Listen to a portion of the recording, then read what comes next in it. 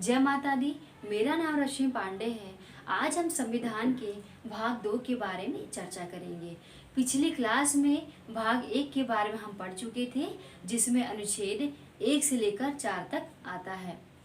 तो अनुच्छेद 5 भाग 2 में अनुच्छेद 5 से लेकर 11 तक आता है, जिसका डिस्कशन हम केवल अनुच्छेद 5 के करेंगे, बाकी हम नेक्स्ट क्लास में करेंगे। तो अनुच्छेद 5 नागरिकता के संबंध में, तो अनुच्छेद 5 में किस चीज की बात की गई है? तो नागरिकता के संबंध में बात की गई है, सिटीजनशिप के बारे में बात की गई है। तो अनुच्छेद 5(1) में किस चीज की बात की गई है? कोई भी व्यक्ति संविधान लागू होने के 5 वर्ष पहले से भारत में रह रहा हो। ठीक, जैसे कि संविधान कब लागू हुआ था? तो 26 जनवरी 1950 में लागू हुआ था। जब संविधान लागू हो रहा था, जब कॉन्स्टिट्यूशन इम्प्लीमेंट हो रहा था, तो उसके 5 साल पहले हम भारत में रहे हों, तभी हम भारत के नागरिक कहलाएंगे। ठीक, ये हमारा पहला पॉइंट था। सेकेंड, अनुच्छेद 5(2) क्या कहता है?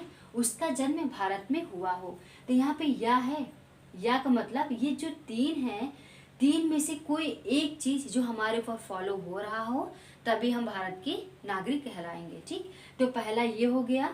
दूसरा क्या है? उसका जन्म भारत में हुआ हो, या तो हमारा जन्म कहाँ हुआ हो? भारत में। अगर हमारा जन्म भारत में हुआ हो तो हम भारत के नागरिक कहलाएंगे। अनुच्छेद 5(3) में क्या कहता है? उसके माता पिता का जन्म भारत में हुआ हो तो वह भारत का नागरिक समझा जाएगा।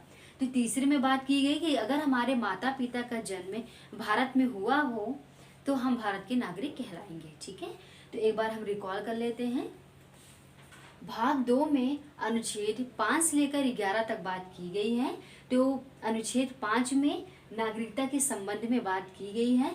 तो अनुच्छेद 5(1) क्या कहता है कि जब संविधान लागू हो रहा था तो उसके 5 साल पहले हम भारत में रह रहे हों, तभी हम भारत के नागरिक कहलाएंगे, या हमारा जन्म भारत में हुआ हो तब हम भारत के नागरिक कहलाएंगे, या हमारे माता पिता का जन्म भारत में हुआ हो तभी हम भारत के नागरिक कहलाएंगे। ठीक है, तो आज हम अनुच्छेद 5 के बारे में हम बात कर चुके हैं। अब कल हम भाग 2 के अनुच्छेद 6 के बारे में बात करेंगे। धन्यवाद।